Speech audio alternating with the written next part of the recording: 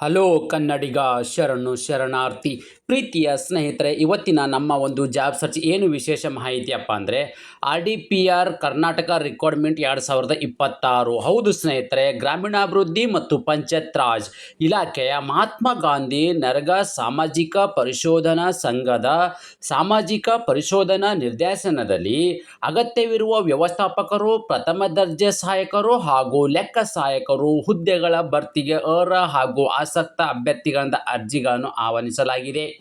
ಹುದ್ದೆಗಳ ಭರ್ತಿಗೆ ಸಂಬಂಧಿಸಿದಂತೆ ಕರ್ತವ್ಯ ಸ್ಥಳ, ಶೈಕ್ಷಣಿಕ ಅರ್ಹತೆ, ವಯೋಮಾನ, ವೇತನ, ಅರ್ಜಿ ಸಲ್ಲಿಕೆ ದಿನಾಂಕ, ಹುದ್ದೆಗಳ ಬಗ್ಗೆ ಮಾಹಿತಿ, ಓವರಾಲ್ ಆಗಿ ನೋಟಿಫಿಕೇಶನ್ ವಿವರವನ್ನು ನಾನು ನಿಮಗೆ ಈ ವಿಡಿಯೋದಲ್ಲಿ ತಿಳಿಸ್ಕೊಡ್ತಾ ಇದ್ದೀನಿ. ಅದಕ್ಕಿಂತ ಮುಂಚಿತವಾಗಿ ನಮ್ಮ ಯೂಟ್ಯೂಬ್ ಚಾನಲ್ಗೆ ಮೊದಲ ಬಾರಿ ಭೇಟಿ ನೀಡಿದರೆ ಸಬ್ಸ್ಕ್ರೈಬ್ ಜೊತೆಗೆ ಬೆಲ್ ಐಕನ್ ಕ್ಲಿಕ್ ಮಾಡೋದನ್ನು ಮರೆಯಬೇಡಿ.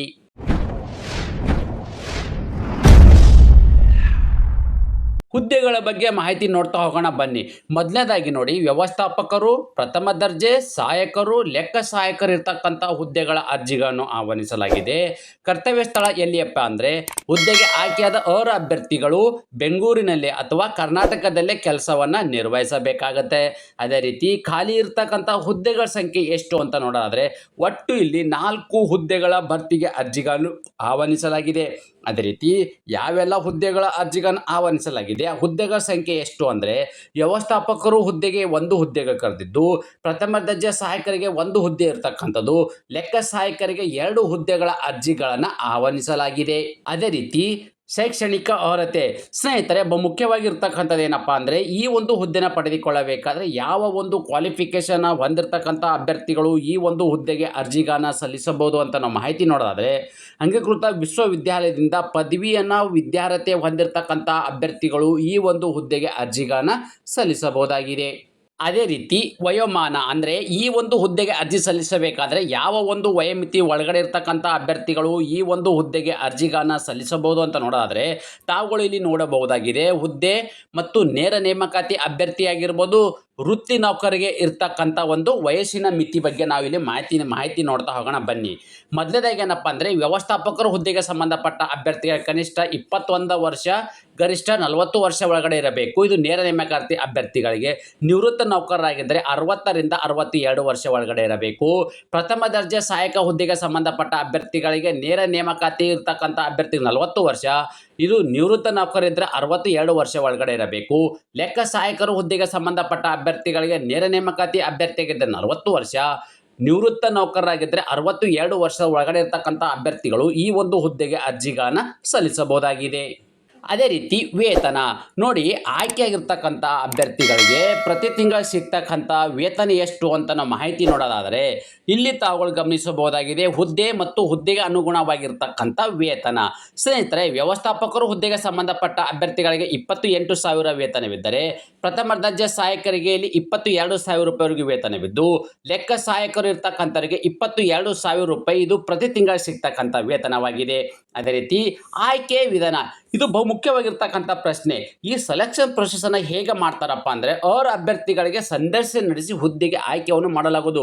ನೋಡಿ ಸ್ನೇಹಿತರೆ, ಈ ಒಂದು ಹುದ್ದೆನ ಪಡೆದುಕೊಳ್ಳಬೇಕಾದ್ರೆ ಯಾವುದೇ ಎಕ್ಸಾಮ್ ಇಲ್ಲದೆ ನೇರ ಸಂದರ್ಶನ ನಡೆಸಿ ಮೆರಿಟ್ ಆಧಾರದ ಮೇಲೆ ಅಭ್ಯರ್ಥಿಗಳನ್ನು ನೇಮಕಾತಿ ಮಾಡಲಾಗುವುದು. ಅದೇ ರೀತಿ ಅನುಭವ ನೋಡಿ, ಈ ಹುದ್ದೆಗೆ ಸಂಬಂಧಪಟ್ಟ ಕ್ಷೇತ್ರದಲ್ಲಿ ಅನುಭವವನ್ನು ಹೊಂದಿರತಕ್ಕಂಥ ಅಭ್ಯರ್ಥಿಗಳಾಗಿದ್ದರೆ ಅವರಿಗೆ ಇಲ್ಲಿ ಮೊದಲ ಆದ್ಯತೆಯನ್ನು ನೀಡಲಾಗುವುದು. ಅರ್ಜಿ ಸಲ್ಲಿಕೆ ವಿಧಾನ ಸ್ನೇಹಿತರೆ, ಅಭ್ಯರ್ಥಿಯು ಈ ಹುದ್ದೆಗೆ ಆಫ್ಲೈನ್ ಮೂಲಕವೇ ಅರ್ಜಿಗಳನ್ನು ಸಲ್ಲಿಸಬೇಕು. ಈ ಆಫ್ಲೈನ್ ಮೂಲಕ ಅರ್ಜಿಗಳನ್ನು ಹೇಗೆ ಸಲ್ಲಿಸಬೇಕು ಎಂಬುದನ್ನು ಮುಂದೆ ಹೇಳುತ್ತೇನೆ, ಗಮನಿಸಿ. ಸ್ನೇಹಿತರೆ, ಅರ್ಜಿ ಸಲ್ಲಿಸುವ ವಿಳಾಸ ನೋಡಿ, ನೀವು ಆಫ್ಲೈನ್ ಅಪ್ಲಿಕೇಶನ್ ಸಲ್ಲಿಸಬೇಕಾದರೆ ಈ ಒಂದು ಅಡ್ರೆಸ್ಗೆ ತಮ್ಮ ಅರ್ಜಿಗಳನ್ನು ಕಳಿಸ್ಕೊಡ್ತಕ್ಕಂಥದ್ದು. ನಿರ್ದೇಶಕರು ಸಾಮಾಜಿಕ ಪರಿಶೋಧನಾ ನಿರ್ದೇಶಾಲಯ, 1ನೇ ಮಹಡಿ, ಅಭಯ ಕಾಂಪ್ಲೆಕ್ಸ್, ಕೊಳ್ಳೇಗಾಲ ಅಭಿವೃದ್ಧಿ ಮಂಡಳಿ, ಕಟ್ಟಡ ನಂಬರ್ 55, ರಿಸಲ್ದಾರ್ ರಸ್ತೆ, ಶೇಷಾದ್ರಿಪುರಂ, ಬೆಂಗಳೂರು 560020.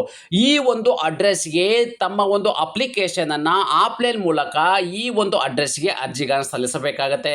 ಅದೇ ರೀತಿ ಅರ್ಜಿ ಜೊತೆಗೆ ಸಲ್ಲಿಸಬೇಕಾದ ತಮ್ಮ ದಾಖಲಾತಿಗಳು ಏನಿರಬೇಕಪ್ಪ ಅಂದರೆ ಜನ್ಮ ದಿನಾಂಕ ಕುರಿತು SLC ಅಂಕಪಟ್ಟಿ ಆಗಿರಬಹುದು, ವಿದ್ಯಾರ್ಹತೆ ಕುರಿತು ದಾಖಲಾತಿ ಪತ್ರ ಇರಬಹುದು, ಅನುಭವಕ್ಕೆ ಸಂಬಂಧಿಸಿದ ಕ್ಷೇತ್ರಗಳಲ್ಲಿ ದೃಢೀಕರಣ ಪತ್ರ ಇರ್ತಕ್ಕಂಥದ್ದು, ನಿವೃತ್ತಿ ನೌಕರರಾಗಿದ್ದ ನಿವೃತ್ತಿ ಹೊಂದಿದ ದಿನಾಂಕ ಕುರಿತು ಸರ್ಕಾರದ ಅಧಿಸೂಚನೆ ಮತ್ತು ಪ್ರತಿಗಳು ಕೊಟ್ಟಿರತಕ್ಕಂಥದ್ದು ನಿವೃತ್ತಿ ಪೂರ್ವ ಹೊಂದಿದ ಹುದ್ದೆ ಹಾಗೂ ವೇತನ ಶ್ರೇಣಿ, ಕೊನೆಯ ವೇತನದ ದರ ಹಾಗೂ ಚಿಂಪಣಿ ದರ ಕುರಿತು ದಾಖಲಾತಿಗಳನ್ನು ಸಲ್ಲಿಸಬೇಕಾಗತ್ತೆ.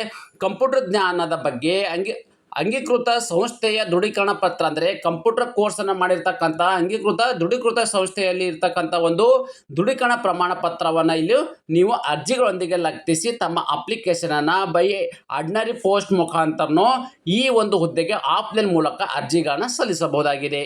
ಅದೇ ರೀತಿ ನಿಗದಿತ ಅರ್ಜಿಯ ಶುಲ್ಕ ವಿವರ. ಸ್ನೇಹಿತರೆ, ಯಾವುದೇ ಅರ್ಜಿ ಶುಲ್ಕ ಇರುವುದಿಲ್ಲ. ಯಾವುದೇ ಕೆಟಗಿರಿ ಸಂಬಂಧಪಟ್ಟ ಅಭ್ಯರ್ಥಿಗಳಿಗೆ ಅರ್ಜಿ ಶುಲ್ಕದಿಂದ ವಿನಾಯಿತಿಯನ್ನು ನೀಡಲಾಗಿದ್ದು, ಅರ್ಜಿ ಸಲ್ಲಿಸಲು ನಿಗದಿಪಡಿಸಿದ ದಿನಾಂಕದ ವಿವರ ನೋಡೋದಾದರೆ ಅರ್ಜಿ ಸಲ್ಲಿಕೆ ಪ್ರಾರಂಭ ದಿನಾಂಕ ಜೂನ್ 10, 2026. ಅರ್ಜಿ ಸಲ್ಲಿಕೆ ಕೊನೆಯ ದಿನಾಂಕ ಜೂನ್ 30, 2026. ಇಷ್ಟರೊಳಗಡೆ ತಮ್ಮ ಅರ್ಜಿಗಳನ್ನು ಸಲ್ಲಿಸಬೇಕು. ಅದೇ ರೀತಿ ಫುಲ್ ನೋಟಿಫಿಕೇಶನ್ ವಿವರವನ್ನು ನಿಮಗೆ ಆಡಿ ಮಾಹಿತಿ ಕೊಟ್ಟಿದ್ದೇನೆ. ಟೆಲಿಗ್ರಾಮು ಮತ್ತು ವಾಟ್ಸಪ್ ಚಾನಲ್ ಲಿಂಕ್ ಕೂಡ ನನ್ನ ಯೂಟ್ಯೂಬ್ ಡಿಸ್ಕ್ರಿಪ್ಷನ್ ಬಾಕ್ಸಲ್ಲಿ ನೀಡಿದ್ದೇನೆ.